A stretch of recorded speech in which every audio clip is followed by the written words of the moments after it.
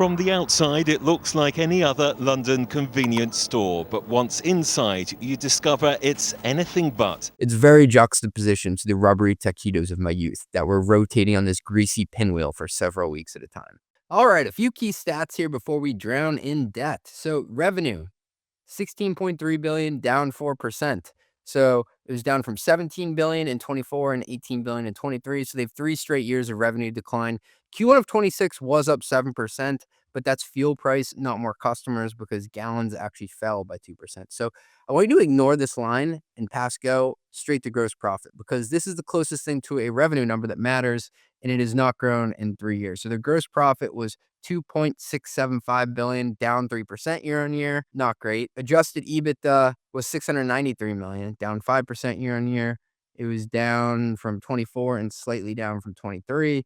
But Q1 of 26 was 137 million in adjusted EBITDA versus 102 million in the quarter of the previous year, up 34%. First green shoot in this filing. Net loss from continuing operations in 25. They lost 145 million and 270 million in 24. So they've lost money in both of these years. They had this weird 1.9 billion of net income in 23, but that was a sale leaseback gain. So they were actually selling the real estate that they bought up to try to pay down some of their debt, which we'll get into later.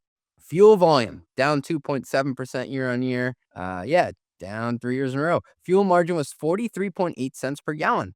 Same store sales in FY25. Well, the US specifically, fuel gallons down 1.2 and inside sales down 1.7. The American business, it's honestly shrinking on a like-for-like basis, and every growth initiative in this prospectus is a plan to fix that. Segment adjusted EBITDA, we'll talk about the different aspects of their business lines later, but let's break it out by country. So the US, 360 million, Europe, 364 million in adjusted profits.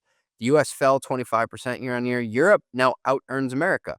So the company that just renamed itself after a Massachusetts dairy chain and moved its headquarters to Charlotte in the US is being carried by Germany and Benelux. So get on my back, as Greg Jennings once said. Dog, he put the team on his back. Total debt, 5.788 billion. And this does not include the over $1 billion in additional debt they took on after the March 31st balance sheet in this filing. Cash, 268 million, not a ton, because they have to sweep it all to pay down the revolvers. Net leverage of 8x on an adjusted EBITDA ratio. Interest expense was 668 million in 2025, which is 96% of adjusted EBITDA and 322% of operating income. Show me what that debt do. Employees, 32,252, about half in Europe, half in the US. Revenue per employee, 507,000. Gross profit per employee, 83,000. Neither number means much in retail, but you didn't even ask. So I'm going to give you the math because I already did it. Loyalty members, 6 million, up from 300,000 13 months ago. So the single most interesting number in this document, and they say it super nonchalantly, they're offering $1 billion to raise at a reported $9 billion valuation. NASDAQ ticker, CMBY, Gumby. Bank of America lead left, then Goldman, then Jefferies. Proceeds go to repaying USD and Euro term loans. Foreign private issuer in a controlled company. No 10Qs, no 8Ks, no Reg FD. I say F1 over and over in this because if you're a foreign issuer, they don't call it an S1, they call it an F1. I'm not making that mistake and confusing it with race car driving. So what's the TLDR? Well, the company started as a single petrol forecourt. That's a new vocab word. I feel British. In Bury, England in 2001.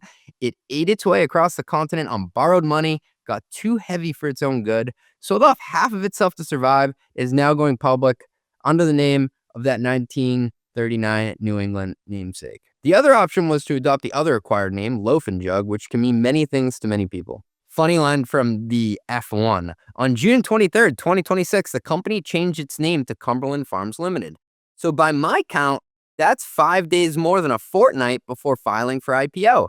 They buried it in the corporate information section between the Cayman registered office address and the phone number. And yes, there's a phone number if you want to call. So they have this cool graphic, I guess, where it's all the different logos and where it first started. So EG Group, SO, and then you see Cumberland Farms scattered in there. And this is truly a platform strategy. So well into the mid 3000s of sites here. This deal, as we'll get into, comes down to a couple things. First, whether the growth story can work, because it isn't really growing today. And their master plan is to rebrand 600 to 700 stores to Cumberland Farms and drop fried chicken into 500 of them. And by them, I mean U.S. business whose same-store sales went negative last year. So not exactly a thriving enterprise to lift all ships. And there's a big question mark as to if the deleveraging math works, because the company is geared at 8x debt to EBITDA, and its interest payments consumed, like we said, 322% of operating income in 2025. For all those out there who are wondering, what the hell does Cumberland Farms do? Snacks and gas, baby. So fuel is the largest source of gross profit for this company, which surprised the hell out of me. I'd always assumed that gas was a doormat. It was priced near cost to get you through the door, so you'd buy Snickers at 40 points. And it's far from it. Gas earns about a dime on every dollar, and they sell so much of it that those dimes add up to more gross profit than everything inside the store combined. So fuel is 73% of revenue and 45% of gross profits. And so for all of you race fans out there, an $11.9 billion revenue fuel business and a $3.9 billion revenue snack business end up in a photo finish for gross profits. Like I said, gotta sell a lot of that gas. But you can't really look at this as a revenue company. It's a gross profit and EBITDA company. You can't model it down off the $16 billion in revenue. You'd land somewhere completely insane, since most of that number is the wholesale cost of gas passing through the register on its way back to Irving Oil. So start at the $2.7 billion of gross profit and work down. Coco, Conco, and the 3 ways to run a gas station. The filing uses these acronyms about 200 times and never stops to make them memorable. So, hey, I guess I will attempt here.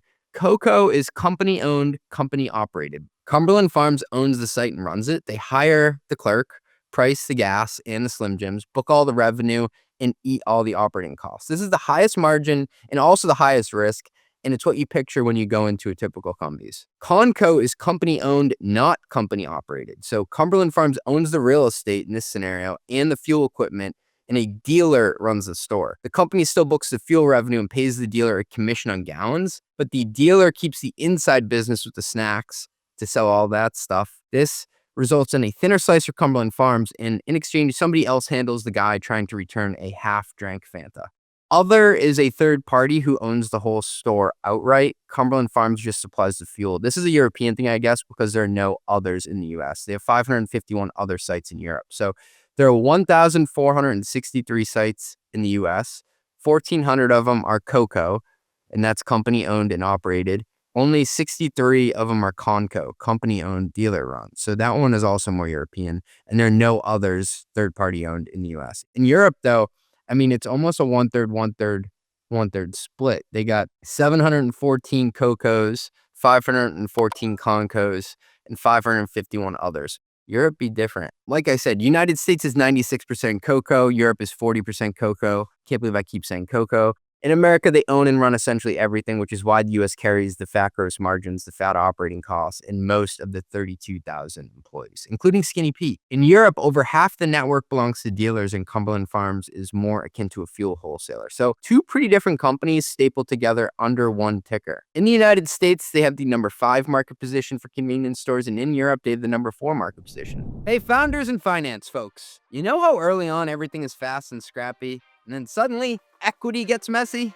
Spreadsheets break, grant docs pile up, lawyers are sending new forms and collecting fees.